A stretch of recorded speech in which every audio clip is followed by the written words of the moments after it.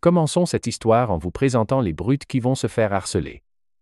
Ensuite, il y a le chef de ces voyous, Park Kang-wook. C'est à leur extorquer de l'argent et à répéter ce cycle mais ça va changer. Des rumeurs circulent sur un nouvel élève qui a nettoyé le sol avec toutes les brutes de l'école. Et comme le destin le veut, ce même élève transféré vient Quant à sa présentation, il s'appelle Doyle. Il se tourne vers le voyou devant lui et lui demande s'il est le chef. Ce crétin fait l'erreur de l'ouvrir inutilement. Et que son cerveau se liquéfie à l'intérieur de son crâne, l'envoyant s'écraser au sol. Un type avec autant de cran, autant de présence, sans parler du fait qu'il est sacrément beau gosse. L'ami du voyou qui vient de se clairement pas content que Doyle fasse son cinéma sur leur territoire, lui demandant s'il sait à qui il s'attaque. Eh bien, Doyle admet qu'il ne le sait. Après tout, il vient d'arriver aujourd'hui. Le voyou, réalisant que et c'est une grosse erreur, et lui tord les doigts si fort qu'il pousse, tout en continuant calmement à lui tordre les doigts. Le voyou, incapable de supporter plus longtemps la douleur atroce, désigne bien sûr, Park Kang-wook n'est pas ravi. Le chemin étant maintenant dégagé, Doyle s'approche de Park Kang-wook. Sans surprise, Park Kang-wook fait la même erreur que ses larbins. En l'ouvrant, alors Doyle lui donne un coup de poing bien mérité au lieu de comprendre l'allusion, cet enfoiré malchanceux. Et oh là là, la façon dont Doyle esquive ce coup de poing est tellement cool. Maintenant, c'est au tour de son poing se connecte parfaitement avec le visage de Park, et pour finir, il lui donne un coup de pied brut. Les élèves qui regardent sont absolument stupides. Le travail étant fait, Doyle fait ça. Il ne s'attendait jamais à être témoin de quelque chose comme ça. Pendant tout ce à quoi elle peut penser, c'est de se faire comme il l'a fait dans la salle de classe. Mais, vous voyez, ça ne fait pas longtemps qu'il est venu en Corée, Dong-gu argumente que c'est une cause juste, que les gens... Eh bien, Doyle ne croit pas à ces conneries. Il n'a pas non plus le temps de... Sa demande est simple. Lui et ses amis vivent une vie de misère. Pas un seul jour ne... Le pire, c'est que s'il signale quoi que ce soit Mais ça, c'était jusqu'à hier. Voir Doyle éliminer ces brutes, alors il le supplie désespérément. Mais Doyle reste impassible. Il comprend d'où vient Dong-gu, mais il met une chose au clair. Un homme a besoin d'argent, et en plus, il a déjà sa propre... Dong-gu se souvient de toutes les brutes qui le tabassaient à mort juste pour lui soutenir. Marque les gens l'embêtent. Vous voyez, le père de Doyle est le chef de la plus grande organisation. Mais il y a quelque temps, ses parents... Alors, sans autre choix, lui et son jeune frère sont allés dans un acte de... Tout est tombé à l'eau parce qu'il n'avait pas d'argent. Cela dit, il s'en va, et il ne veut pas gâcher cette opportunité.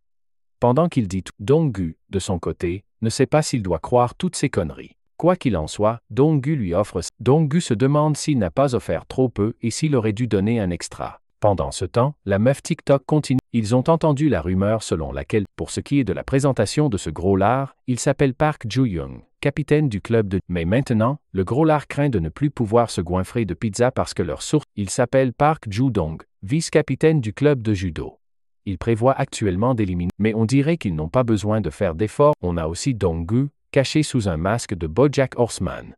À part Kang-wook n'était que leur subordonné, alors que ces types sont les vrais caïds. Les jumeaux du judo, Park Ju-young et Park Ju-dong, essaient de devenir des athlètes. C'est Park Kang-wook qui... Mais comme vous pouvez l'imaginer, ces présentations sont inutiles On remarque aussi que la fille TikTok qui est tombée raide dingue de Doyle traîne avec les... Elle regarde en boucle le clip qu'elle a enregistré de lui. Elle s'appelle Seol. Elle est clairement obsédée, elle pense toujours à lui. Vu comme elle est fixée sur son, Ju-dong est curieux de savoir, mais la demoiselle refuse catégoriquement, et il lui met un coup de genou en pleine face à... L'autre gros lard se jette rapidement sur Doyle, mais il reste calme. Son attitude désinvolte déstabilise le gros lard. Pendant un instant, mais avant que le gros lard ne puisse comprendre quoi que ce soit, mais les choses sont sur le point de devenir encore plus brutales, visant directement les petites balles du gros lard. Ce coup impie est si violent l'explosion de douleur est si intense que l'âme de l'enfoiré quitte momentanément son corps parce que la douleur est juste insupportable. Avec ce coup de poing final à la tête, en regardant ce Sigma Doyle démolir tous ces enfoirés. Et une fois de plus, elle a du mal à retenir son envie de se faire défoncer. Avec les deux types à terre, Doyle gagne 50 000, mais son charisme et son aura lui ont aussi valu le titre, ce qui est plus une menace claire pour tous les bullies de l'école. Quiconque ose s'opposer au Doyle est actuellement escorté par Dong. Doyle n'a aucune objection à ce que Dong-gu essaie de faire, tant qu'il est payé, ça lui va. Et pour info, Doyle veut facturer un supplément. Il remarque que l'argent qu'il a reçu n'est pas le montant total qui lui avait été promis. Il est sûr d'avoir réglé. Il se demande si ces deux autres types ne comptent pas. Donc, à savoir Zu-young et Zu-dong. Mais Doyle n'est pas. Après tout, Dong-gu vient d'une famille riche, donc même 200 000. Ce que Dong-gu comprend, c'est que Doyle ne l'a approché que parce que cet enfoiré savait que sa famille était riche. Pour comprendre comment Doyle a appris l'histoire, alors Doyle déclare simplement que toute l'école sait à quel point sa famille est riche, sans parler. Cela dit, Doyle exige les 100 001 won que Dong-gu lui doit. Sans autre option, Dong-gu se contente de faire un signe OK avec un sourire. On passe ensuite à Mina, une fois de plus incapable de s'empêcher d'admirer la beauté, et ce n'est pas étonnant que toutes les filles de l'école fixent sa photo dans la brochure. En entendant ça, Mina, pour elle, c'est comme si toutes les autres filles regardaient son mari, et elle arrache rapidement l'image de son amant des mains. Une par une, Mina récupère toutes les brochures que les autres filles de la classe avaient. Alors qu'elle finit elle remarque soudain qu'un de ses amis, Jang Hyun-woo, veut la voir. Plus tard, sous un pont sombre. C'est en fait la prochaine cible que Doyle est censé éliminer. Quant à l'introduction de ce type, Hyun-woo est salué comme le roi du sud de Séoul. Et puis, il y a un autre type du lycée Il-kyung, et c'est un subordonné de Page. Doyle veut plus de détails concernant ces 12 nations dont Dong-gu parle. Actuellement, leur objectif principal est Jang Hyun-woo, car cet adversaire est quelqu'un qu'il ne peut. Après tout, ce salaud a eu la chance de devenir le champion d'un tour, avec un physique et des instincts bien au-delà d'une personne ordinaire. Même les jumeaux judokas qui ont combattu ce salaud. De plus, le plus effrayant chez Jang Hyun-woo est le fait qu'il s'assure de harceler et de pousser son adversaire à sa limite absolue. Et une fois qu'il craque, on ne sait pas ce qu'il pourrait faire. Par précaution, et si les choses dégénèrent, il s'assurera de le signaler immédiatement à la police, prêt à tabasser ces types. On revient ensuite à Hyun-woo lui-même, et Mina est également là en sa compagnie. Hyun-woo vient de finir de démolir ses amis parce qu'elle n'a pas répondu à son appel à temps. Mais Mina se fiche de ces types et refuse même de les considérer comme ses amis.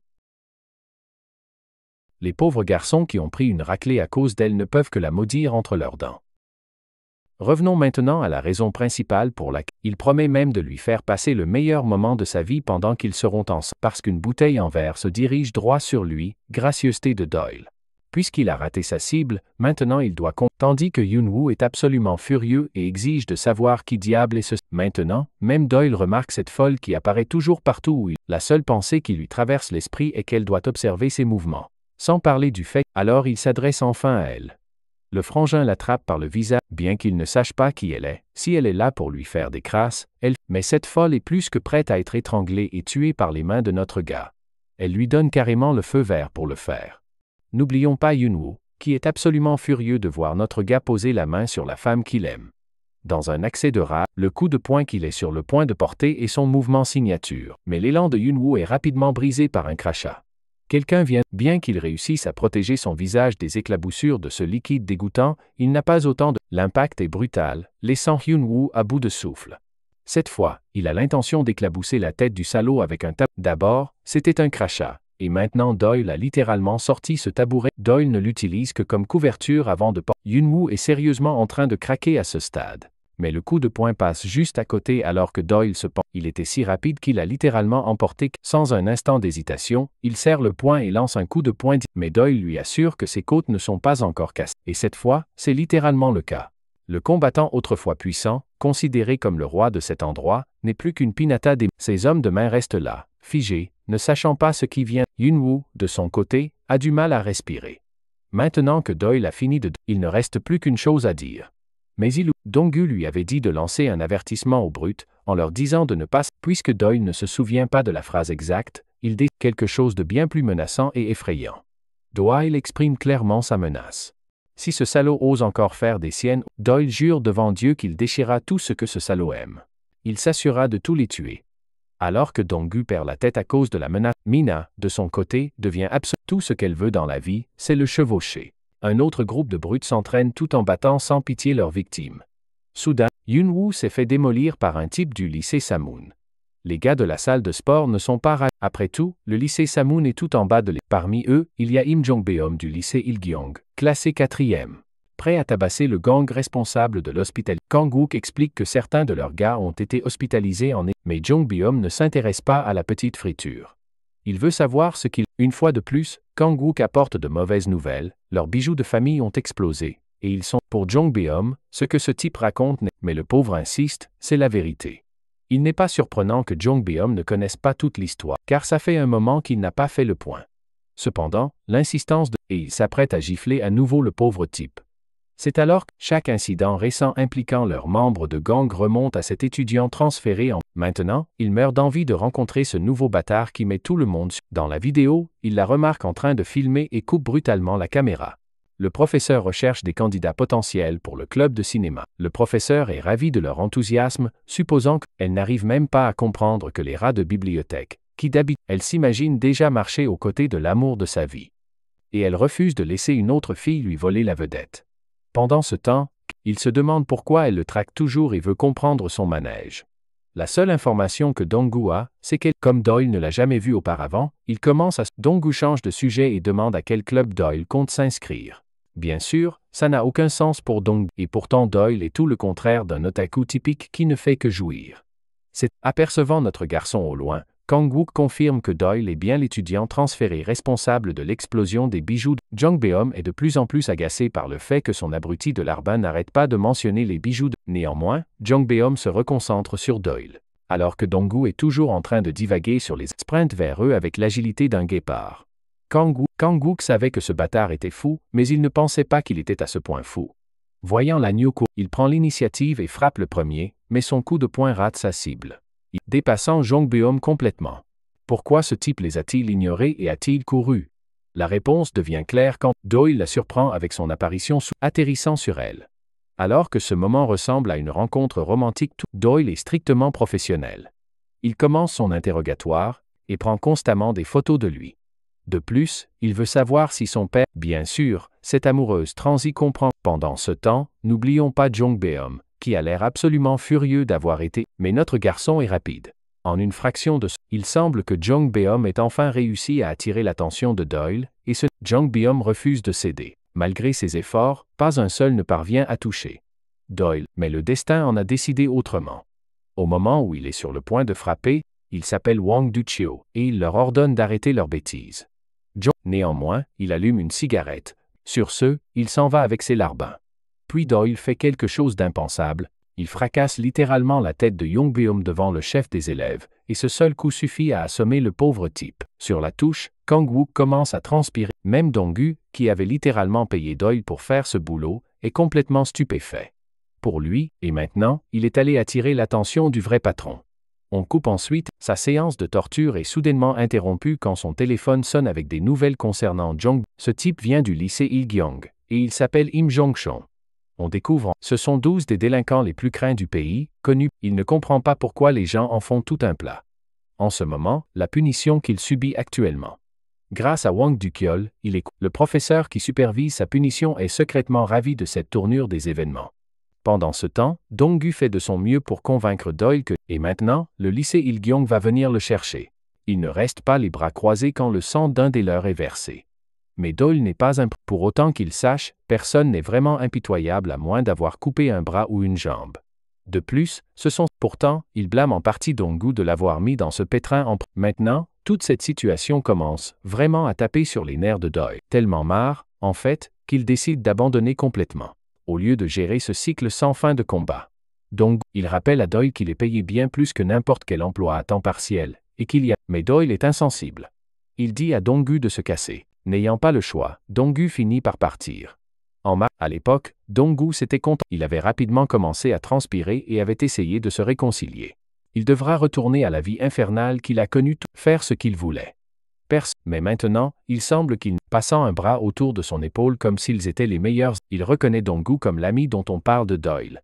Maintenant, plus tard, ce même type traîne Bien sûr, Dong-gu insiste sur le fait qu'il ne sait. Alors, sans réfléchir, il lui donne un coup de... Jung Beom exige seulement qu'il passe un simple appel téléphonique et qu'il fasse venir ce salaud ici. Mais au lieu de Doyle, il compose le numéro de la ligne d'assistance. Réalisant ce qu'il a fait, il recommence à le battre sans pitié. Pendant ce temps, on coupe à Doyle, qui assiste tranquillement à un entretien d'embauche chez Burger King. L'intervieweur demande à Doyle quels sont ses loisirs ou les compétences particulières qu'il possède. Il déclare qu'il connaît le combat rapproché et Doyle clarifie brutalement qu'il voulait dire lancer des poignards, même s'il semblait parfaitement normal à première vue.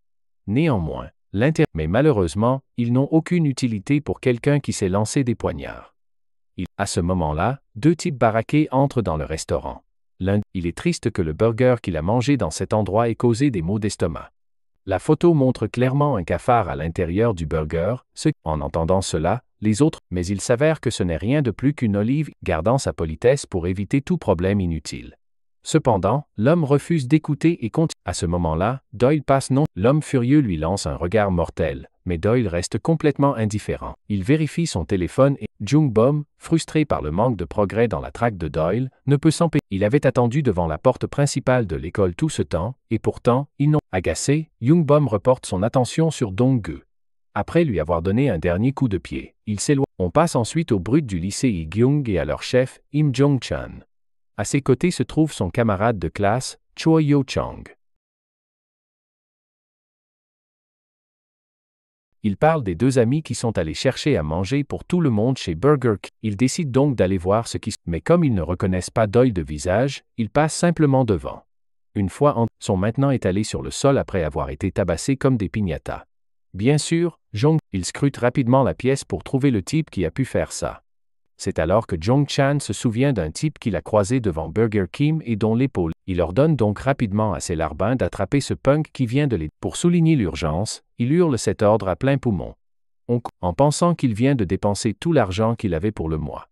Même s'il trouve il a donc besoin de quelqu'un qui puisse le payer d'avance. Et qui, comme le destin le veut, se tient juste devant lui. On dirait, et il est soulagé de le voir sain et sauf. Avant que ces enfoirés arrivent sur les lieux. Il continue de gueuler avec sa bouche en forme de cul, ordonnant à notre gars de est toujours valable. Bien sûr, cela fait sourire Dong-gu. Bien qu'il précise qu'il n'y aura pas d'un. Alors l'enfoiré se jette sur notre gars, mais se fait l'autre directement dans la gueule. Tandis que mon gars reste cool comme un concombre dans un réfrigérateur. Plus tard, après s'être occupé de ces crétins, ils mangent des nouilles ensemble, où Doyle rappelle une fois de plus à. Il exige alors audacieusement 5001. En entendant cela, Dong-gu éclate de rire comme si Doyle venait de lui raconter la blague de maman la plus drôle de. Doyle réitère la même histoire. Quoi qu'il en soit, Doyle veut aussi poser une question en retour. Après tout, il est issu d'une famille riche et a tout. Alors pourquoi se fait-il taper? Doyle a déjà enquêté sur la famille de Dong-gu, et de plus, pourquoi les parents de Dong-gu s'inquiètent-ils quand ils voient leur fils? Finalement, Doyle s'en va après avoir emballé de la nourriture. C'est alors qu'il rencontre aussi cette même folle, Mina. Le gars est absolument furieux, et il compose rapidement le numéro. On en apprend ensuite davantage sur lui. Certains élèves s'inscrivent en raison de. C'est pourquoi on l'appelle la pire école de tous les temps. En fait, l'école a même une zone fumeur désignée où tous les élèves se rassemblent pour Ils acceptent des pots de vin et ferment les yeux. Cependant, le plus gros problème à Gyeonghai, mais Sheo les a toutes unies par la force brute, et même des crimes plus odieux, alors qu'il est littéralement armé d'un fusil, le toujours idiot Dong-gu Doyle lui assure qu'elle n'est chargée qu'avec des balles en caoutchouc. Après tout, alors qu'ils avancent, Dong-gu essaie une fois de plus de convaincre Doyle de reconsidérer avant qu'il ne soit trop. Mais plutôt que de dissuader Doyle, bientôt, il tombe sur deux étudiants. Doyle demande immédiatement si l'un d'eux est GT.O.L. Mais au lieu de donner une réponse simple, et comme on pouvait s'y attendre, Doyle n'a aucune patience pour les bavardages inutiles. Sans hésitation, l'autre étudiant qui se tient à côté de son ami blessé se précipite pour donner un coup de poing. Mais Doyle s'occupe de lui sans effort avec un. Comme si cela ne suffisait pas, il tire ensuite sur l'enfoiré au pied avant d'utiliser l'arme elle-même comme une arme de mêlée, en la claquant sur l'épaule du gars. Le pauvre crétin ne peut rien faire d'autre que gémir sur le sol tandis que Doyle le surplombe comme un putain de faucheur, exigeant qu'il amène JKOL ici. Pendant ce temps, on coupe sur Jung Byung, qui soigne toujours son coup douloureux à.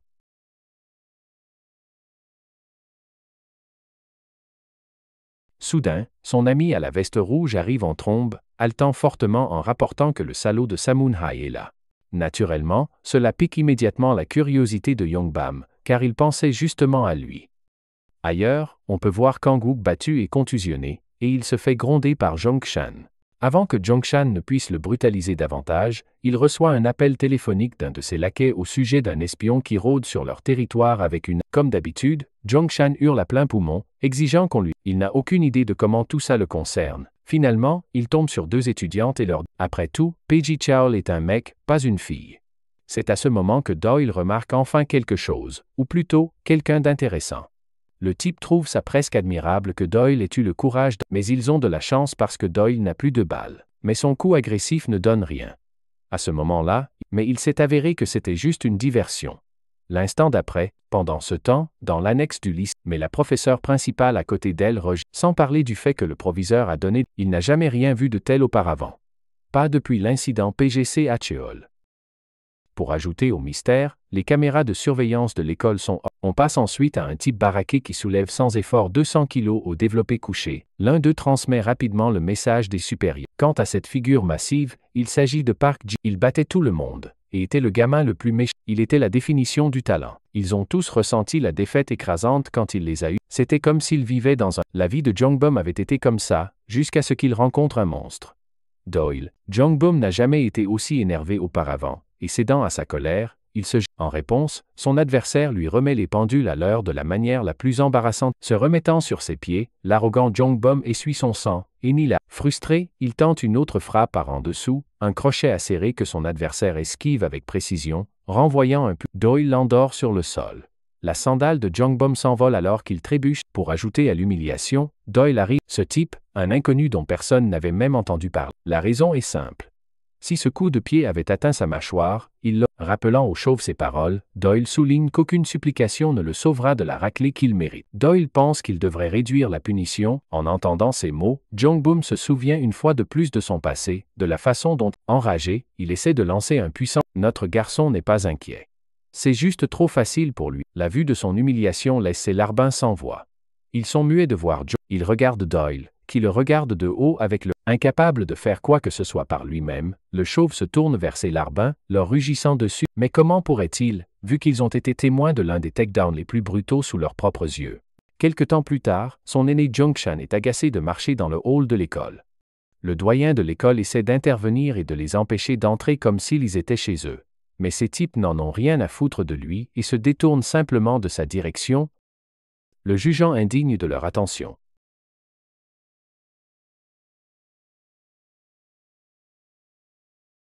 Jongshan était déjà furieux et il a fini de jouer.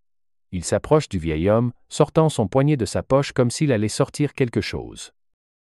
Dans un mouvement soudain, cet homme poignarde le doyen de toutes ses forces, ce qui fige les autres étudiants de terreur.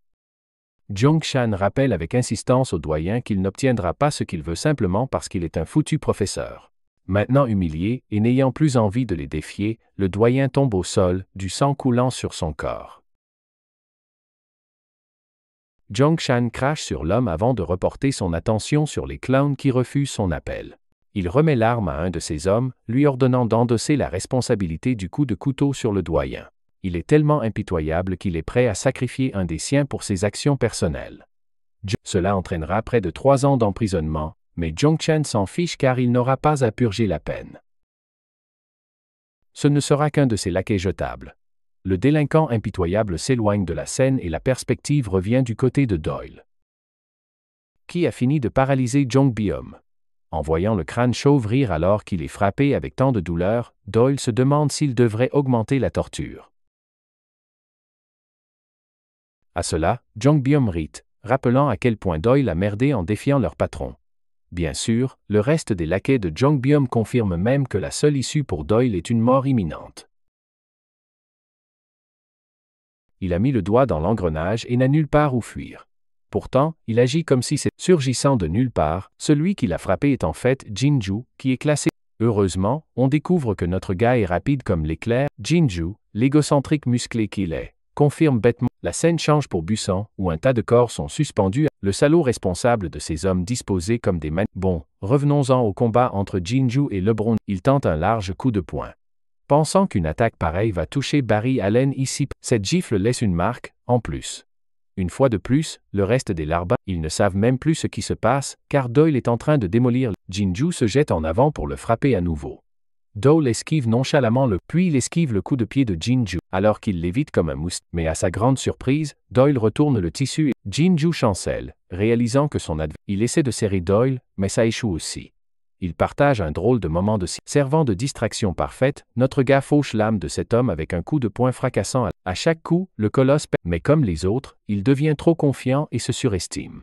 Doyle utilise sa veste comme un leurre, avant de lui envoyer un excellent coup. J'aiderai Elon Musk dans sa mission pour aller sur Mars et fuir notre planète dans son petit état pathétique et mais Doyle, ce type s'en fiche complètement. Il s'approche et cire le corps de Jin. La raclée brutale continue alors que le son des coups qui touchent le corps de Jinju résonne. Doyle a dégommé un monstre de muscles avec désinvolture et nous nargue avec... Bien sûr, le pauvre gars ne sait pas qu'il a battu un imposteur et non le vrai chef du... Curieusement, les délinquants de bas niveau n'ont aucune idée de à quoi... Le mec à la veste rouge, lui. Doyle se tourne vers Dong-gu, exigeant sa commission spéciale cette fois. Doyle soutient le contraire et pense que Dong-gu se moque de lui. Alors qu'il s'éloigne, avançons de quelques heures et voyons les réactions de Yong-kan à la situation. Ce blond psychopathe fait une crise. Yong-chan en était responsable et réalise que Yong-chan n'aurait pas agi avec autant de véhémence s'il avait vaincu le vrai Ji. Par ailleurs, Dong-gu est surpris que Doyle déjeune tranquillement dans la salle de classe Dong-gu se blâmant pour le mal causé. Quoi qu'il en soit, les élèves ressentent le besoin de rendre visite au doyen et de s'enquérir de son état. Dong-gu se sent, ce type se fiche complètement du directeur de l'école, mais Dong-gu est amenant son corps aux formes généreuses comme monnaie d'échange pour convaincre Doyle. Il s'avère qu'elle est juste là pour Doyle. Cette nana est d'un niveau de déchéance, c'est pourquoi elle s'est inscrite au club d'anime. Ce type sait qu'elle est une fille facile. Mais l'arme est en fait réelle et Doyle est plus qu'heureux de laisser ses camarades de classe inspecter. Avançons rapidement jusqu'à la scène de l'hôpital. En tant que directeur responsable, il ne peut tout simplement pas se permettre de se reposer alors qu'il y a tant de... En entendant cela, sa femme lui rappelle qu'il... Malheureusement, la méchante ne se soucie que de Doyle, qui n'a même pas fini par les rejoindre, et a sauté du 3e putain d'étage comme si c'était Tom Cruise ou un truc du... Ouais, je suis convaincu que cette fille est 69 drapeaux rouges en une seule personne. Même Dong-gu pense qu'elle est ridicule. Il lui dit de rentrer chez elle si elle est là pour faire l'idiote, mais Mina a le culot de le traiter d'ennuyeux pour ça. Dong-gu serre la poignée de la porte quand il entend le doyen parler à sa femme. Ils parlent de leur mariage solide qui dure depuis 20 ans. Ce qui veut dire qu'elle sait, quant à notre garçon, il a fini par se décider à venir, suite à une rencontre qu'il a eue avec... Mais quand le doyen a réalisé que Doyle vivait seul avec sa mère et sa sœur, il a compris que le garçon était le... C'est ce geste qui a... C'est réconfortant, et nous voici maintenant. Doyle est à l'hôpital, bien qu'il soit un... Alors qu'il s'approche de la chambre du doyen, il aperçoit Dong-gu et Mina qui attendent patiemment. Comme c'est un adulte, il se sent naturellement gêné d'être si vulnérable et faible en ce moment. La vue de Yong-chan lui lançant des insultes, alors qu'il était impuissant à... Cet homme faisait tellement pour les élèves, et tout ce qu'il a reçu. Les moments émouvants s'arrêtent là, et la scène passe à une séquence horrible. Devant lui, Yong-chan tremble comme un chiot, mais Ji Chao en a assez. Il ne pense pas que Yong-chan soit sérieux, car si Yong-chan rugit qu'il est prêt à accepter n'importe quelle punition, quoique son... Yong-chan est tellement terrifié qu'il ne comprend même pas la tâche ridicule. Quant à Kim Doyle, qui est une épine dans leur pied, Ji Xiaol veut que Yong-chan répare son erreur et l'amène. Dans le plan, à la salle d'arcade, Doyle enchaîne les tirs comme un pro. Mais bien qu'il soit arrivé un moment où Dong-gu a simplement accepté, le petit monologue de Dong-gu finit. Cet homme ne lui laisse pas avoir un morceau de lui. Il se souvient de l'époque où, mais juste au moment où il est sur le point de partir, notre garçon l'arrête, lui donnant le plus. Dong-gu pique une crise de colère, rappelant à Doyle que c'est lui. Malheureusement, il n'arrive pas à le retrouver, peu importe leurs efforts. Le pauvre type plaint son sort d'avoir toujours les pires boulots juste au moment, la pluie continue, et le tabassage aussi. Il continue de frapper la tête de Gang-hyuk pour être témoin de la scène, les gens autour d'eux sont sous le choc. Gang-hyuk reçoit un ultimatum sévère. Et oui, le seul morceau est réel, réjouissez-vous les fans. Les personnes qui regardent n'interviennent même pas. Parmi ces personnes se trouve Dong-gu, qui est terrifié à l'idée d'être. On peut voir le visage de Dong-gu se décomposer en sachant ce qui... Et pourtant, étant loyal les yeux grands ouverts et serrés, tout d'un coup, le souvenir de leur doyen bien-aimé pleure. À part ça, ce n'est pas comme si la victime innocente pouvait faire quoi que ce soit pour sauver sa vie dans cette situation. Placé dans une position d'impuissance, ces mêmes mots sont maintenant réverbérés par Zhang Shan, qui promet de l'épargner tant qu'il appelle Doyle. Ouvrant enfin la bouche pour parler, Dong-gu déclare qu'il n'est pas idiot. Ces mots déconcertent le sous-chef du gang. Dong-gu se répète, révélant que c'est le groupe de Zhang Chang qui sont les vrais clowns dans cette situation. En l'entendant dire quelque chose de si provocateur, Gang-yi.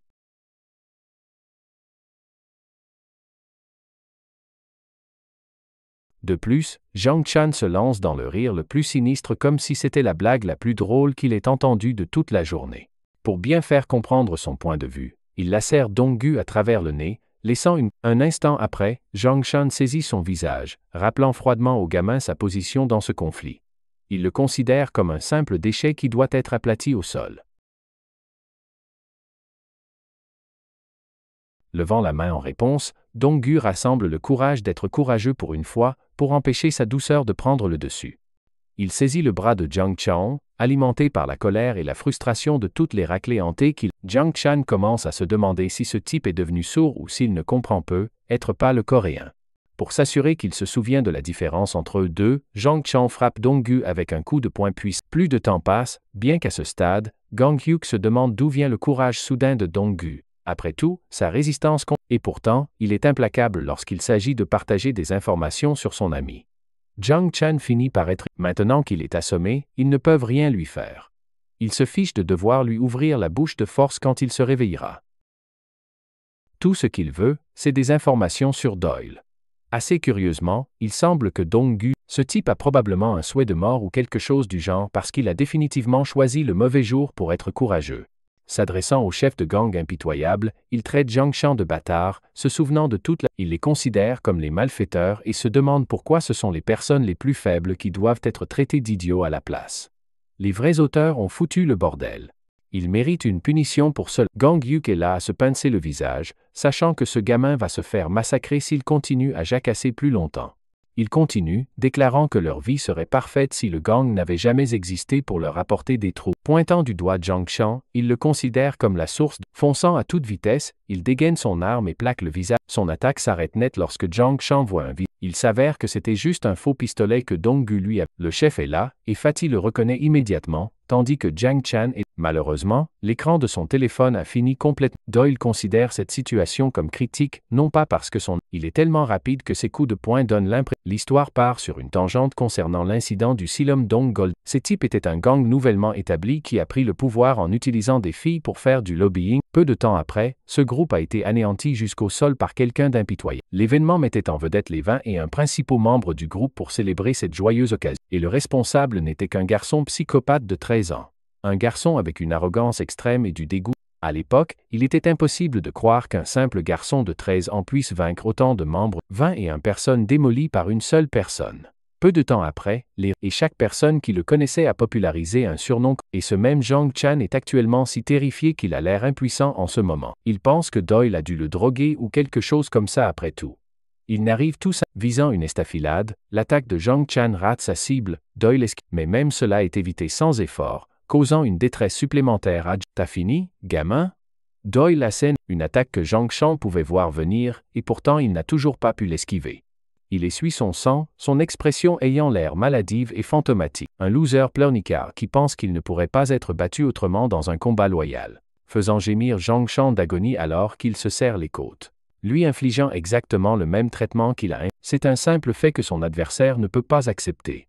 Et il y a une raison, c'est parce que Jiang Chan n'a jamais reçu assez de coups dans sa vie pour être comme un professeur strict sur le point de discipliner son élève, bien qu'il se précipite stupidement pour attaquer, forçant Jiang Chan à tenter un coup de pied.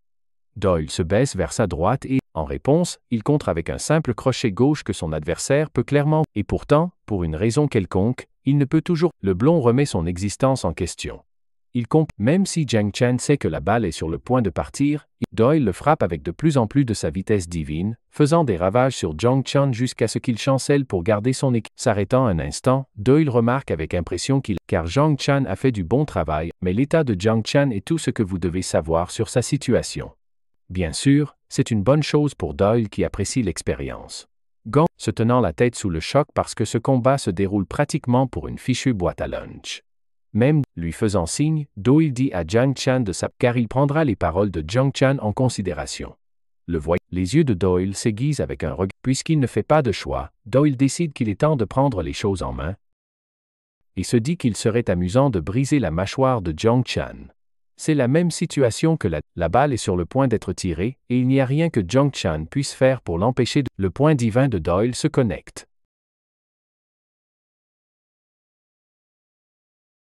Le délinquant pleure de douleur, hurlant à genoux. Bien qu'il soit aussi impitoyable qu'il l'est, il n'avait pas encore rencontré une personne aussi terrifiante que Doyle. Au moment où il sentait une créature bien plus rusée tapie dans l'ombre de Doyle. On dirait l'incarnation parfaite du combattant, lui brisant le reste de la mâchoire. Le continue avec Doyle qui démolit Jiang Chan, inconscient. À l'hôpital, pendant que le coupable qui l'a poignardé se fait démolir à coups de poing, quand Doyle a fini, il est à bout de souffle. Leur chef vaincu, le gros pète un câble, incapable de faire quoi que ce soit face au regard de Doyle. La scène se coupe sur la planque du gang des tigres. Là, une tonne de corps avec un homme qui savoure ses nouilles. GKL a fini par... Et comme il n'a pas aimé la tournure des négociations, il a... Sachant que ces types étaient prêts à le trahir à tout moment, ils torturent leur chef en lui piquant la chair avec ses baguettes. GKL leur offre 2 jours pour régler. N'ayant pas le choix, leur chef hoche la tête en signe d'accord. GKL le fixe intensément, alors ce phénomène s'en va avec un regard noir. Alors qu'il part, Hugh Sheol dit à son boss qu'il reçoit beaucoup d'appels. C'est Doyle et il ne plaisante pas. Au moment où GKL ouvre la porte, tout ce qu'il voit, c'est un homme debout devant lui avec un téléphone à l'oreille. Doyle, après tout, il le recherchait activement. De plus, il a pris le temps d'adoptant un sourire cauchemardesque, GKL se trouve plus amusé que jamais. Un des professeurs se demande si c'est vraiment une bonne idée de laisser passer c'est un incident qui devrait faire les gros titres pour la sécurité des enfants. Leurs enfants dans un endroit comme leur école. C'est l'endroit où les parents envoient leurs enfants parce qu'ils ont perdu tout et personne ne se soucie de la valeur du lycée. Le proviseur ne veut pas en faire une affaire plus importante. Ce lâche pense que les spectateurs ne devraient pas s'impliquer car quelque chose de plus sinistre se trame en coulisses. Et revenons à notre Hugh Sheol encaisse la lourde chute, roulant en arrière et revenant pour vérifier son adversaire. Le combattant descend et c'est la même situation qui s'est produite avec Jong, mais ils n'ont tout simplement pas les réflexes pour les éviter. Et il comprend clairement qu'il ne peut pas gagner en compétition directe. Cependant, au moment se laissant emporter par ses émotions, Hugh Sheol essaie de faire exactement ça. Une fois de plus, Doyle se replie, esquivant facilement. Puis Doyle lui écrase le visage dans l'abdomen avec... Il assène un coup de poing impitoyable au visage de Hugh Sheol. Quelques instants plus tôt, il avait porté le corps agité de Dong-gu, et bien sûr, il se souviendra de la cicatrice à chaque fois qu'il se regardera dans le miroir. Mais Dong-gu est tiraillé. Il a participé à tellement de raclées sans pouvoir rien faire Il pense qu'il est injuste qu'ils doivent se retrouver avec des cicatrices. Hugh Sheol est occupé à se ressaisir pendant que Doyle lui... Hugh Sheol ne parvient pas à comprendre ce qui se passe dans la tête de Doyle, car il ne retient aucune de ses... À chaque fois qu'il attaque, on dirait qu'il cherche à tuer sa marionnette. Hugh Sheol a sa propre histoire, il a toujours été considéré comme une personne spéciale avec un talent unique. À l'époque, Hugh Sheol était considéré comme spécial par leur chef, un homme qui ne pouvait pas être rabaissé alors il tente un dernier effort pour frapper son adversaire, le remplissant de plus de frustration que jamais. Quelques attaques faisant tout ce qu'il peut pour déstabiliser son adversaire, ajoutant des feintes pour le Son plan consiste à attraper Doyle dans un piège, et dès qu'il le fait, seule une mort certaine attend Doyle avec un choc au sol, parce que Doyle arrête le lancer avec désinvolture en bloquant son poids. A échoué lamentablement avec une technique de transfert de poids, permettant à Doyle de gagner. Cette technique n'est connue que des professionnels, ce qui choque encore plus Hugh Sheol. Et maintenant, pour exécuter un magnifique souplesse, Doyle s'est lui causant un tourbillon de douleur cuisante. Même s'il y a une différence de poids considérable, reprenant conscience et se remettant de l'attaque, Hugh Sheol, revenant aux paroles de Dong-gu, il a promis à Doyle autant d'argent qu'il pourrait en demander, à condition qu'il puisse le considérer comme son ami. Son visage impassible lorsqu'il entend la requête sincère de Dong-gu. Même maintenant, alors qu'il domine, il se souvient du moment qu'il a partagé avec Dong-gu. Doyle a des ennuis. Tu te souviens de la raclée qu'il a donnée aux autres types? Ouais. Eh bien, l'un d'eux a fini par appeler la police. Ils veulent l'arrêter. Quand soudain, un des policiers se fait fracasser le visage avec une brique. L'autre type essaie d'arrêter ce psychopathe, mais il le démantèle rapidement comme une... Les deux étant hors d'état de nuire, Sheol se ressaisit, ayant obtenu tout ce qu'il a toujours voulu par la violence, le chef de gang croit que c'est le mode de vie le plus pratique. Il ne supporte pas que d'autres personnes l'arrêtent alors que tout ce qu'il veut, c'est s'amuser. Le chef du gang propose même de devenir ami avec Doyle, argumentant qu'il pourrait aider. De plus, le gang bénéficiera de leur soutien et que la violence exploite facilement l'argent. Il étend son offre à Doyle, qui se soucie peu de le divertir, et déchaîne toute sa... Son poing vaporise le visage de Sheol d'un seul coup. Doyle, c'est lui qui a tué le chef Yakuza de ses propres mains. Ce type est putain d'inarrêtable à ce rythme. Revenant à la conversation concernant le directeur, il se souvient, le directeur pense que l'un des élèves de leur école est responsable du vol d'informations critiques aux principaux clubs. Quant au combat, vous seriez surpris de le découvrir. Mais Ji-cheol a en fait bloqué l'attaque de Doyle à temps. Affichant un sourire sur son visage, le chef du gang réalise que Doyle ne veut pas prendre son... Doyle l'insulte d'être un perroquet agaçant qui ne cesse de répéter. Comme d'habitude, on a une révélation sur l'histoire que je m'attends à être plus psychopathe que tout ce qu'on a vu. Un jeune Ji-cheol a compris que les meurtriers ne sont pas mauvais de tuer car la mort n'était qu'une partie de la vie. L'un des tueurs les plus célèbres de tous les temps, Albert Bundy, a affirmé qu'il ne faisait que déplacer le mort. Albert Bundy était responsable du meurtre de 30 femmes. Ce bâtard de Ji-cheol, Ji-cheol était en gros un émo qui a poussé les choses trop loin à un jeune âge. Il pensait que tuer les autres était vraiment cool, ce qui décrit parfaitement sa folie. Lorsqu'on lui a demandé pourquoi il avait tenté de tuer son frère, bien qu'il ait averti le bébé à plusieurs reprises, l'enfant a refusé de les... Maintenant, la situation de Ji-cheol était assez similaire. Cependant, beaucoup de gens dans le monde opéraient librement sans avoir... Par exemple, Sakatsi Bushino, un chef d'attaque du groupe. À chaque procès, il n'a jamais été reconnu coupable. Le jeune Ji-cheol a attentivement n'ont pas reçu la punition qu'il a reçue. C'est alors d'acquérir autant de richesses et de pouvoir que possible, afin de devenir immunisé contre les conséquences afin de pouvoir déterminer le moment de la mort des autres, afin de pouvoir jouer à Dieu. Ayant mûri, il est revenu pour avoir une conversation avec son frère nourrisson, qui avait la moitié du visage complètement ruiné. Ji-cheol révèle la vraie raison pour laquelle il a essayé de tuer son petit frère. Après tout, il était logique pour lui qu'un seul Dieu existe dans ce monde. Maintenant, debout devant Doyle, le chef du gang canalise sa fille, mais Doyle s'en fiche et tente un coup de pied acéré, que son adversaire esquive en fait. Il continue d'attraper chacun des coups de Doyle. Bien que Ji-cheol n'ait pas échappé, en fait, il a reçu une blessure à la tête. Ji-cheol est confus de voir comment son adversaire peut se déplacer encore plus vite que lui, un fait que Doyle ne manque pas de souligner. Et il fait bien comprendre à ce crétin qu'il ne fait que jouer avec lui. Mais maintenant, il commence à se demander si Ji-cheol, c'est lui qui a nettoyé le sol avec Yong-byung et laissé une traînée de sang à chacun de ses pas. Et pourtant, c'est la première fois qu'il rencontre quelqu'un comme Doyle. Le trouvant lui assénant une frappe emblématique similaire au coup de poing de Doyle. Doyle est en fait impressionné que Ji-cheol ait réussi, mais peu importe, car notre héros l'envoie valser avec un autre coup. Mais il ne montre aucun signe de défaite. Il essaie de... Mais ensuite, le coup suivant, car son adversaire mise tout sur la puissance pour le dominer à chaque avancée. Mais il le laisse passer, prenant... Doyle esquive et analyse la situation du combat. Plus ce combat, faisant de Ji-cheol un adversaire terrifiant à affronter. Le chef de gang envoie un coup puissant, qui est déjà extrêmement rapide. Doyle pense, comme ce type traînant dans un lycée en Corée. Ji-cheol repart à l'offensive, augmentant sa vitesse comme s'il recevait un boost, donc Doyle parvient à esquiver chacune de ses frappes. Il sait que Ji-cheol mais il qualifie cela d'approche superficielle, le surprenant grandement car l'attaque touche, projetant Doyle en arrière. Cela donne à Ji-cheol la qui est destinée à s'élever au-dessus de tous. Bon, je dois dire que cette histoire adore les jump scares.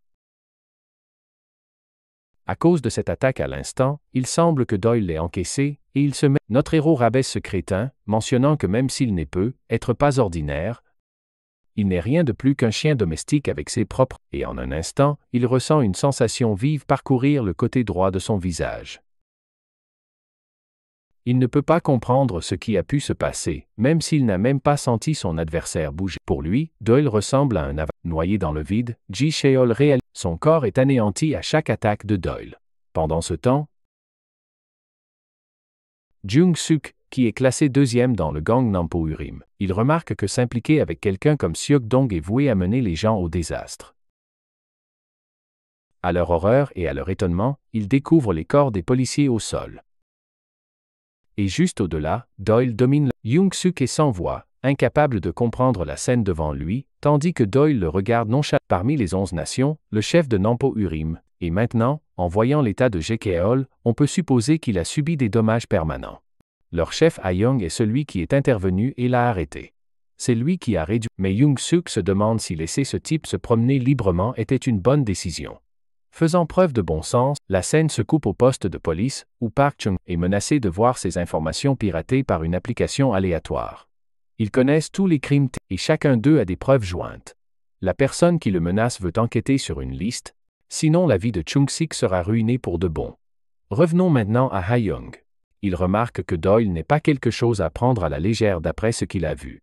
Il est clair qu'ils finiront sur une note plus légère. Mina célèbre le jour où ils ont fait de Doyle leur roi. Des rapports sur sa conquête du sud de Séoul font les nouvelles. Quiconque commet un plus aucun voyou n'aura la chance d'intimider qui que ce soit à Samoon.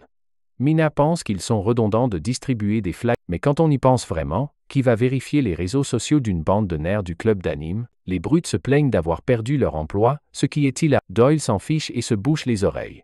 Sur le chemin du retour, Dong-gu exprime qu'il a ajouté de l'argent bonus dans le casier de Doyle. Depuis son arrivée, les élèves de l'école vivent en paix. Ça arrive enfin. Le lycée ne sera plus un champ de bataille. Le frangin a même envoyé une photo de J-Cal étalée par terre. Dong-gu se demande, mais Doyle rétorque que ça aurait été bien plus simple et facile s'il l'avait fait. Et promet de ne plus être une nuisance pour ses yeux, une requête qui laisse Doyle perplexe.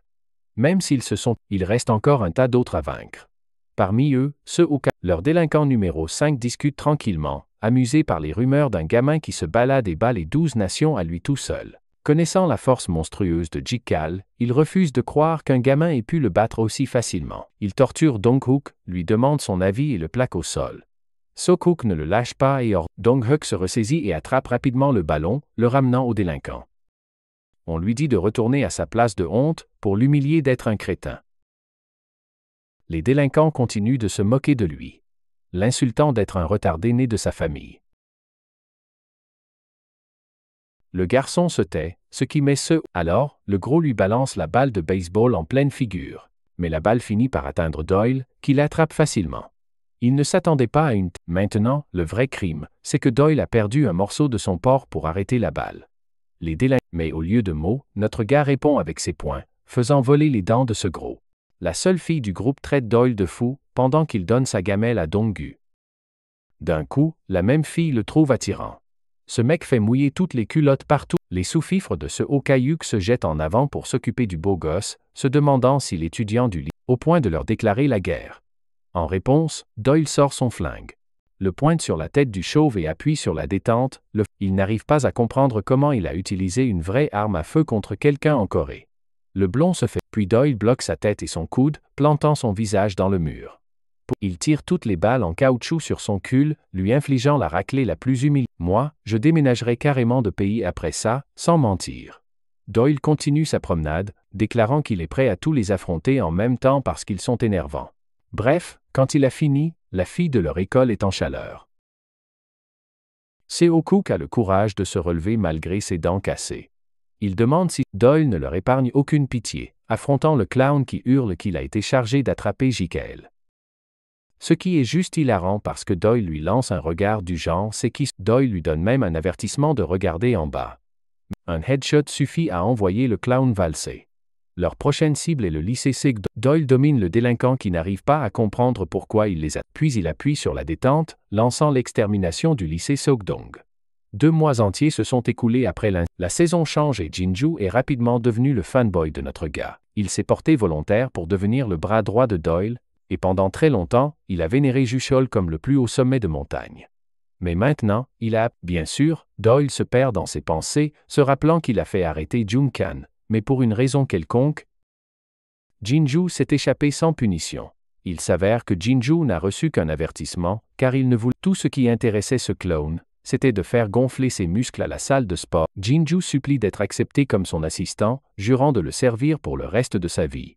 Pendant ce temps, la coquine Mina attire l'attention sur sa silhouette sexy.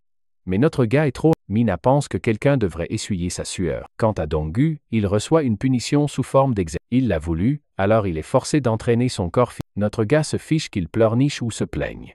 Il gère juste les choses à sa manière. Plus tard, Doyle exige 6 millions de won pour l'éradiquer. Même si ça ne devrait être qu'1 million, Doyle soutient qu'il faudra beaucoup plus d'efforts pour vaincre le lycée Sogdong que Il a fait ses recherches à l'avance, mais Doyle brise le 4e mur et soutient que les ennemis qui apparaissent une règle de la fiction. Et quand il s'agit de travailler avec Dong-gu comme coéquipier agaçant, les choses finissent toujours par être plus difficiles, et le moment est venu pour lui de le faire. Il veut que Dong-gu batte Park Kang-wook comme premier adversaire. En ce moment, la personne la plus forte de l'école, Dong-gu ne comprend pas comment ça marcherait puisque Dong-gu s'imagine être un chef méchant contrôlant l'école. Ils peuvent collectivement démolir Seyok-dong en l'espace d'une seule semaine. De retour en classe, les élèves murmurent des rues. Ils se demandent si l'attitude de Dong-gu a changé après avoir rencontré l'élève transféré, car il n'aurait jamais. Le combat aura lieu dans l'auditorium, alors les élèves se précipitent pour devenir membres du public. Toute l'école s'est rassemblée, entourant les deux combattants. Dong-gu est plus nerveux que jamais, tandis que Kang-wook pense qu'on se joue de lui comme d'habitude. Quant à Doyle, il est rapidement devenu l'emblème responsable d'avoir terrassé Ji-Shei, même si les images de leur combat ont été effacées. Et pourquoi il a pris sa retraite de la direction de son gang, allant même. Pourtant, ça ne colle pas qu'une bande de faibles du lycée Samoon puisse battre le psychopathe à ce. Quoi qu'il en soit, il y avait des ordures prêtes à trahir les 12 nations agissant comme le maillon. Il confronte un groupe dirigé par Sang-sik, qui a trahi son patron mais ils sont tous abattus les uns après les autres comme des mouches. Il en attrape même un et lui écrase un genou lourd sur le visage. La scène est brutale car ce type ne retient même pas ses coups, attrapant Sang-sik et s'emparant d'un marteau, seulement pour se faire éclabousser le visage partout. Sang-sik a été décimé pour avoir trahi le chef de Seok-dong-hae. Quant à ce monstre, connu sous le nom de Jang Chun-sik, qui jure d'écraser Doyle lors de leur éventuelle. Doyle apprécie tranquillement le combat. Le petit pousset est à terre. Malgré les coups violents, Dong-gu, ses camarades de classe sont choqués de le voir se relever après avoir reçu un coup aussi brutal au visage. Son adversaire a frappé fort dès le début et n'a rien gardé en réserve pour le détruire.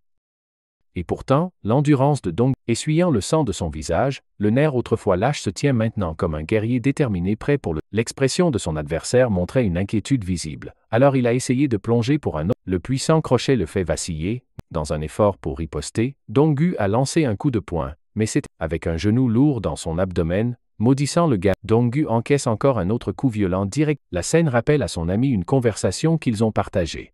Dong-gu parlait fièrement d'être bien qu'il n'ait pas encore compris les objectifs de l'entraînement ambigu que Doyle lui avait fait suivre. Il était temps d'arrêter de compter, mais son ami a suggéré que être dépendant, et les gens normaux comme Dong-gu et lui n'étaient que des roturiers. Alors que ses camarades de classe commencent à se demander si un gamin qui refuse de rester au sol, un gamin qui se relève toujours, prenant une position de combat, il met son adversaire dans une grande, et pourtant, il a les yeux d'un guerrier. La scène rappelle à son adversaire exactement la. Et pourtant, il a également montré à Yongshan un regard de détermination. Pensant illusoirement que cela l'aidera à sauver sa situation. Cette fois, il est résolu à mettre Dong-gu KO, visant à assommer son adversaire cette fois. La violente ruée à grande vitesse, qui a essayé de rendre le coup mais en vain, me faisant penser que son plat préféré est de se faire tabasser. Car il l'envoie voler, le faisant tomber à nouveau. En voyant le combat se dérouler, les réactions de Doyle ne montrent. Eh bien, quelques instants après, la tête de Dong-gu était cognée à plusieurs reprises pour lui. Son adversaire hurlait et rugissait pour qu'il reste complètement dépourvu de sa force. L'homme regarde le corps tuméfié de Dong-gu. Il le traite comme un cafard agaçant. Il bouscule tous ceux qui s'approchent de lui. Reprenant la conversation entre Dong, il s'arrêta et admit que Doyle et eux étaient trop différents. Mais ce n'est pas ce qu'il recherche de. Dong-gu se demande où son adversaire s'enfuit alors que le combat n'est même pas terminé. Comme si quelqu'un venait de lui demander anglais ou espagnol ou quelque chose. On dirait qu'il vient de voir un fantôme. Il serre les, fonçant droit sur son adversaire avec une autre. Il lance un jab de toutes ses forces directement dans le visage de Dong-gu, le genre d'attaque. Pourtant, face à tant de douleur, Dong-gu sourit au lieu de désespérer de la situation. Park Kang-wook pense que le gamin a craqué, mais il n'y a donc aucune chance qu'elle n'ait pas infligé de douleur. Rétorquant vivement, Dong-gu, ce qui provoque la panique de Park Kang-wook alors qu'il esquive avec prudence. Il se demandait comment il allait battre un adversaire, qu'il battra certainement Park Kang-wook, ce qui signifie et c'est exactement ce qui se passe en ce moment. Alors même que Park Kang-wook lui a. Dong-gu a une expression méchante sur son visage. Park Kang-wook n'arrive pas à croire qu'il frappe réellement quelqu'un et que cette personne réagit comme ça. Il a mentionné qu'un combat habituel ne dure pas plus de 3 minutes, et qu'au-delà, puisqu'il n'y a pas de différence de poids massive entre Park Kang-wook et Dong-gu, et tel a été le but de l'entraînement de Dong-gu tout au long de cette période, bien que Park Kang-wook, cela signifiait que ses chances de victoire monteraient en flèche dès qu'il dépasserait les 3 minutes. Dong-gu finit par frapper Park Kang-wook avec un puissant jab, le faisant, grâce à sa stupide crise de colère, cet idiot a gaspillé. Cela a grandement nui à sa vitesse, permettant à Dong un coup de genou douloureux au visage, faisant tomber Park Kang-wook à genoux. Son adversaire et Dong-gu lance une série de coups de poing puissants, frappant le corps de Park Kang-wook comme s'il était une sorte de sac de Dong-gu termine par un puissant uppercut, mais ne vous y trompez pas, le combat n'est pas encore terminé. Dong-gu, revenant à la conversation de Doyle, il a mentionné que leur stratégie, associée à une immense force physique. Mais le combat semble égal alors que Dong, secouant le corps de l'autre à cause de la douleur de chaque frappe. Il lui a dit que lorsqu'il se sentait le plus vulnérable, c'est alors qu'il devait faire crier son corps pour tenter une fois de plus. Dong-gu canalise ce conseil au plus profond de lui alors qu'il se précipite en avant, se rappelant chaque fois qu'il a été brutalement battu, se rappelant comment Park Kang-wook s'est moqué de lui à chaque occasion. Chacun de ces moments devient une munition pour lui. Les yeux de Dong-gu sont remplis d'une nouvelle flamme de détermination, une volonté de se battre. Il ordonne à son corps d'avancer. C'est alors qu'il se souvient des paroles de Dong-gu à la fin de la conversation. Chaque élève écarquille les yeux sous le choc, tandis que Doyle se moque d'eux tous en ayant l'air impassible face à l'issue du combat. L'uppercut apocalyptique de Dong-gu à l'instant était lui se surpassant à plus. Park Kang-wook est au sol, tandis que Dong-gu maintient sa position. Ses amis se précipitent pour célébrer la grande victoire. Dong-gu n'est plus le faible outsider pathétique. Il est le nouveau chef de son lycée, et du côté de la branche russe de l'organisation Blackhead, une secrétaire a envoyé tous les détails nécessaires à leur messager secret. Revenant à la scène de l'école, Doyle communique avec quelqu'un. Il est également confus de savoir avec qui Doyle est au téléphone, ou même où il se dirige. Notre garçon n'arrive, comme promis, Doyle veut éradiquer le gang Sukdong en une semaine. Et dans la pièce, un délinquant s'amuse à torturer un nerf. Comme un mardi, Doyle insiste sur le fait qu'il va tenir sa promesse. Le chef de leur groupe est terrifié de croiser le regard de Doyle, choqué de découvrir que Samun-hai possède une telle force de la nature. Ce type est Jiangsu, qui se vante d'être le quatrième, utilisant parfaitement son environnement. Tremblant de peur au sol, Jiangsu est confronté à une question terrifiante. C'est un choix entre la vie et la mort, ce qui rend l'enjeu encore plus important. La première chose qu'il veut savoir, c'est le site de Paris que ces enfoirés gèrent, ciblant les jeunes comme public. Doyle veut que ce clown lui remette les preuves et l'implication des hommes de Jiangsu sur l'application nouvellement installée. La deuxième chose que Doyle a pour lui est un ordre à transmettre à leur chef. Il désigne Dong-gu comme le chef de Samun-hai, exigeant que Kwakwi s'agenouille. Jiangsu est complètement abasourdi que ce Skindiana Jones, qui ressemble à un nerf et qui est faible comme. Il est encore plus inquiet que ce type soit plus fort que Doyle, ce qui est. Notre ami pense que son plan est simple et solide, mais ne connaît-il pas le. Argumentant qu'il va y avoir une guerre de gangs, Doyle pense que ce sera Samun contre Sukdong. C'est assez simple en fait. Jusqu'à présent, chaque personne que Doyle a vaincue a été remplacée par une autre qui surgit de nulle part. Il est agacé, au lieu de cela, il cherche à anéantir Sukdong dans une collision frontale. Il perd la tête, mais Doyle est trop occupé à farmer son aura et se fiche des détails. Même Jiangsu laisse échapper un rire nerveux, soulignant l'ironie de la situation. Mais ici, cet homme demande à rencontrer le diable en personne. Il n'est pas surprenant, coupe sur un entrepôt à Jimcheon, on voit un type qui se pisse dessus, littéralement de peur. Il est comme un fantôme avec une vitesse inégalée. Au moment où ce membre de gang au hasard tente de s'échapper, sa vie est déjà. Ce psychopathe se contente de sourire et de jubiler. Jiangsu n'arrive. Ce type se bat littéralement avec tout le monde, coupant des groupes entiers sans transpirer. Malheureusement, Kwakwi est occupé à terminer, mais Jiangsu promet d'informer Doyle de son retour à Séoul. Voilà, le psychopathe que nous venons de voir, celui qui démantelait des groupes à lui seul, n'est pas Wang Kwakwi, l'envoyant voler d'un seul coup de poing et lui faisant perdre ses dents. Même si je pensais que le chef allait être un psychopathe débraillé comme Jika, il s'avère qu'il est en fait super bien habillé avec un costume et sa vie est brisée à jamais, et il reçoit un visite. Chun-sik apprend le récent démantèlement des groupes de Sukdong-hai par Doyle. Il apprend également que le vrai chef est en fait Dong-gu, et que Doyle n'est rien de plus qu'un subordonné de ce type. Jiangsu rapporte comment et ont ordonné de convoquer leur chef avec un ultimatum. Chun-sik arrache la fiche, croyant que ce monde est vraiment devenu fou. Son verdict? Il faut juste les laisser tranquilles, après tout.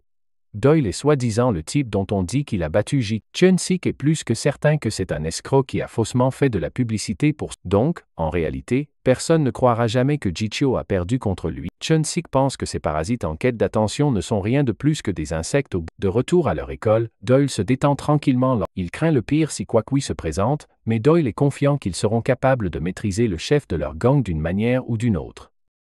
Mais Dong-gu pense que ce type surestime ses capacités parce qu'il ne sait presque rien du chef du gang Sukdong. Il est plus méchant que méchant, un type supposé avoir largement dépassé les limites des humains. Un homme connu pour être humain, mais sa force vous fait vous demander s'il l'est vraiment ou non. Doyle en demande plus, ce qui amène Dong-gu à lui raconter une histoire concernant une rumeur qu'il a entendue à propos de Kwakwi. Cet ours semait le chaos et effrayait les gens jusqu'à ce qu'il se présente. Un homme était responsable de l'avoir battu à sirotant sa boisson. Doyle ne bronche même pas alors que Dong-gu est mort d'inquiétude. Doyle soutient qu'il ne sert à rien de se lamenter sur leur situation avec tout le... Pendant qu'ils discutent, un espion secret écoute leur conversation. Doyle conclut avec confiance que le chef du gang se présentera certainement à Samoon. De retour à la réunion de Jung-soo et Chun-sik, Jung-soo parle de la façon dont ce soi-disant chercheur d'attention Doyle pourrait leur causer des problèmes et créer le chaos, tout comme Cheo. Chun-sik se souvient de Cheo, le type de la Fédération nationale. Mais ce type est si puissant que Jung-soo n'aurait jamais survécu à une rencontre contre lui. Chun-sik ne sait pas que Jung-sik a ses couilles dans la gorge parce que c'est littéralement ce qui s'est passé lors de sa rencontre contre Doyle. Il a failli. Les poulettes de Chun-sik arrivent avec un tas de snacks. Il discute avec elle, se présentant comme un membre de et apprend que la fille vient de Cheongil-hae, où un des membres de leur gang étudie également. Pendant qu'il est occupé à se noyer dans la chatte, Jung-soo est irrité au plus haut point de voir Chun-sik s'inquiéter pour une fille et pas pour un des siens. Doyle a fini par aller à la résidence de Jung-soo pour pouvoir toujours le tabasser à mort s'il trahit leur accord. Mais si Chun-sik révèle la vérité sur la situation et l'ampleur de la défaite de ses jusqu'à ce qu'un type arrive en haletant pour informer leur chef d'un énorme problème. L'atelier de Seokuk vient d'être. Ces types ont fait, Dong-gu se pavane ici, à Samoon, immédiatement. Jung-soo réalise que ça doit être eux. Chun-sik ne fait qu'un tour et il fracasse le téléphone quelqu'un et lance immédiatement un projectile contre celui qui le filait en secret. Chun-sik est furieux à cause, clairement. Comme si cela ne suffisait pas, quelqu'un défonce leur... Un grand respect. Chun-sik transpire à grosses gouttes. Il a l'air d'une mauviette avec la queue entre les jambes autour de ce mastodonte. Peu de ces choses et demande immédiatement l'emplacement de Samoon sur la carte, tout en... Won Kwak-wi fracasse la bouteille contre le mur le plus proche. Conversation avec un infirme qui était autrefois un chef de gang puissant et impitoyable. C'est en gros sa façon de dire. Tu vas te faire botter le cul jusqu'à la lune et retour. Ji-Cheol remarque comment un petit moment. Ces derniers mots ont noté l'existence d'une créature aussi démoniaque que Satan vivant parmi les élèves ses troupes pour se préparer à la bataille contre le lycée de Samoon. Maintenant, Doyle s'en tient à... Doyle est censé être le capitaine de cette personne, ce qui suggère un lien avec son... contre le lycée de Samoon.